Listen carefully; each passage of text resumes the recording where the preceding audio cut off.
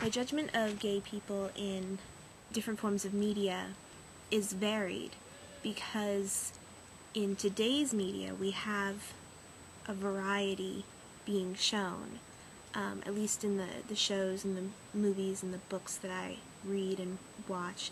And I definitely see a stereotype in the way that homosexuality is written.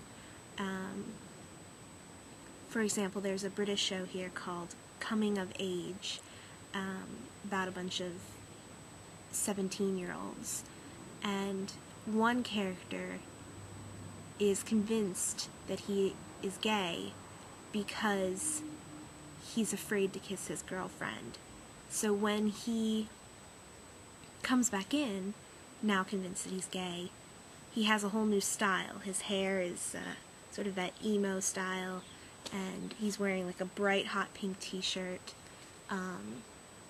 So I think there's definitely a stereotype within media itself, but you can see those stereotypes being broken on a daily basis. I think there are a lot of stereotypes on gays and lesbians in the media and in books and magazines and everything like that. There are tons of stereotypes. There's the, there's the femmy gay guy who, like Will on Will and Grace, who loves his kitchen appliances and loves cooking and making things pretty. I think there are the perverted gay people who are just wrong in the head and all that stuff. I think a lot of producers of film and media have found the niche that gay people fit in and have prescribed them to that and haven't really changed it, and are changing it so much over time. There's some good examples and some bad ones. I think it's just sort of wishy-washy. So this is kind of hard for me because I tend to really adore gay stereotypes in the media. I really relate to them, and from experiences I've had in my own life, I can really recognize them as their extremities as being really based in truth. And I realize that that's kind of terrible because most gay people aren't all the same, and if they're acting all the same, if a lot of gay men are together lisping up a storm, then they're putting on something of a show. Like, that's just the way it is. If you get one of them at a time, they will not be nearly as queenie as when they're all together. And I'm especially bad when it comes to lesbians. Like, I throw around the word dyke way too much when I really have no right, because I don't identify as a lesbian, and I can't be claiming to reclaim that word. I think that the stereotypes are really overblown and they're dangerous because so many gay men really play up to the stereotypes that they're subscribed, and that's doing themselves a disservice whether they realize it while they're doing it or not. I Kissed a Girl and I Liked It. I am so sick of that song. I'm not even kidding. Straight girls, lesbian girls, gay guys, straight guys, everyone's singing it. And I think it objectifies women. It objectifies lesbians particularly, and a lot of my friends are lesbian feminists, and I don't understand how they can be like, oh, this straight girl who, when it's a real situation, they frown upon it and turn their noses up. They're like, yeah, go for it, lesbians in mainstream culture. The girl in the song's not a lesbian. She's a straight girl who's like, oh, I kissed a girl and I liked it. Oh, my boyfriend doesn't mind. By the way, subtext, I think my boyfriend's gonna want me to do a threesome with this other girl, and you know what? Because I want him to want me more, I think I might do that, and it really pisses me off. As far as gay males, I'm gonna go back to Will and Grace. I think that these negative stereotypes is what I view as a negative stereotype, such as Jack, the airheaded, financially irresponsible, can't keep a job for more than 1 minute, horny bastard, is at the same time that it's at least getting the gay image out there because of other characters in the show. I think that Jack is a completely detrimental character, and while he's fun to watch if you're in the gay community because you know that it's a stereotype and you know that it's very rarely ever true, straight people, other heteronormative people, don't see that, and they see Jack, and that's why Prop 102 just passed.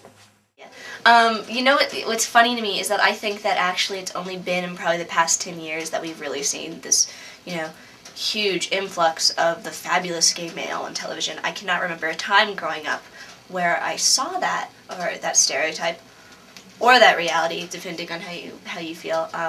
I think that there's a certain degree of female bisexuality, girl on girl, that is encouraged.